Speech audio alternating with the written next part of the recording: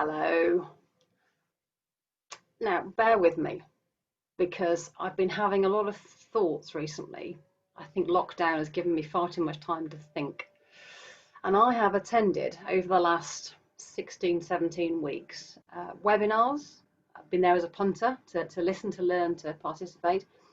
I've been there as a speaker, so others steering the direction of travel and me there to answer questions and follow their travel. And then also as teacher, so others in a learning environment, and I've been brought in with others or on my own to teach. And all of those webinars, seminars, guest spots and teaching things have been around the area of inclusion and belonging and welcome and access and what it means to be fully part of a church and part of the body of Christ.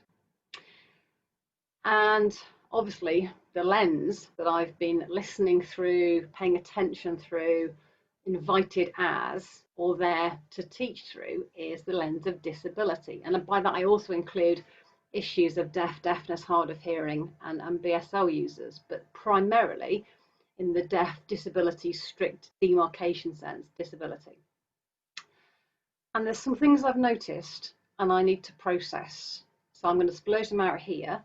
And if you take this as a commentary on something that you have done with me there, then get in touch. I don't think I've got anyone particularly in mind because there's been an awful lot over 16 weeks. But these are two things that particularly have made me twitch and feel quite anxious or irritated about. The first is the attitude around inclusion. I've seen lots and lots of case studies and scenarios whereby it has been, so here's so-and-so, they have this particular disability, chronic illness, additional need, whatever age group they fit into. How can the church support that person in integrating better into the life of the church? Now, here's what cheeses me off. Why does the individual disabled, chronically ill, additional needed person have to integrate into what's there? Why does what's there not change so that that person can be fully themselves without having to integrate? Because if each individual that arrives at a church, whether it's online or offline, doesn't matter which, and has to adapt themselves with support to integrate into what's already there, then if that's successful, you're just going to continue to perpetuate the same church you've always had. And that's not inclusive and diverse. That's a cloning factory. If we're all fearfully and wonderfully made in the image of God, why do I have to change who I am to integrate myself with support and a support package into what you are? I'm called to be me. And I'm called to be me as part of a new organisation or a new church or a new workplace as me. I don't expect to have to become like the Borg Collective and with the right support package integrate myself into your system. That's not church.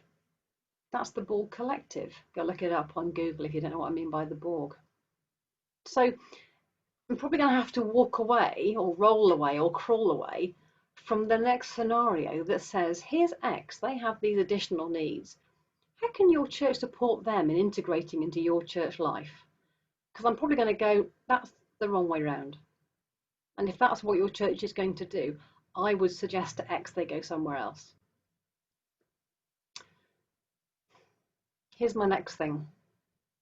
The language that every single one of those environments has used, webinars, seminars, workshops, guest speaker or teacher, the overriding language with minimal exception is us, the established, strong, and them, the outsider, weak.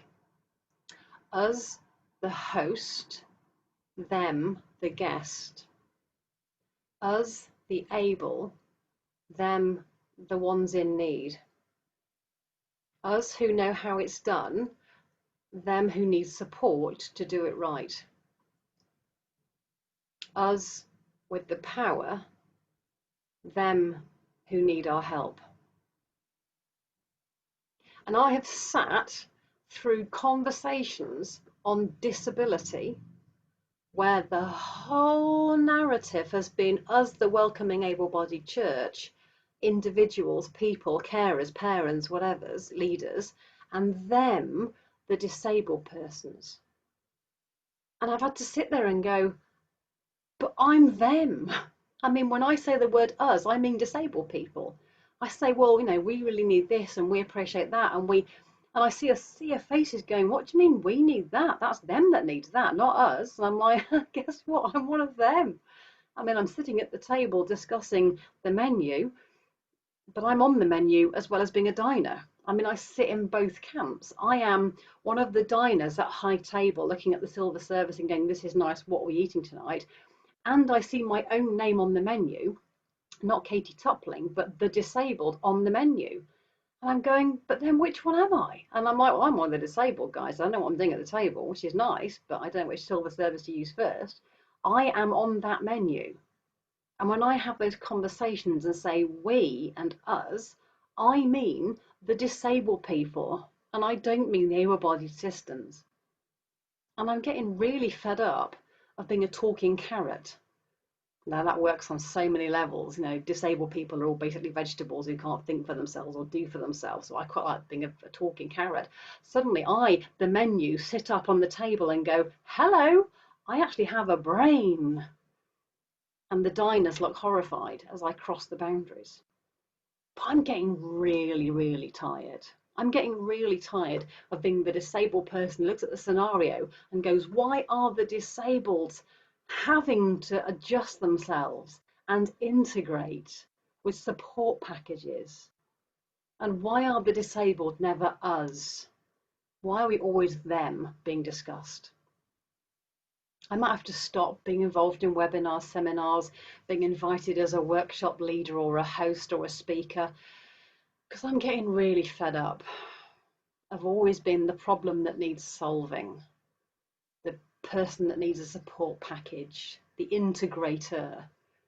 I'm sick of the system discussing me as though I'm not there because they don't recognise that I am one of them, not one of us. I'm sick of being on the menu and a talking carrot that gets stuffed back in the pot and put the lid on and told to go boil my head for a while. I think I'm just tired. What do you think? Let me know. Like I say, if you think I'm talking about you and your thing that you've invited me to and be part of, it's quite possible I am. And I'm not cross with you, but you're part of the problem that I'm desperate to solve.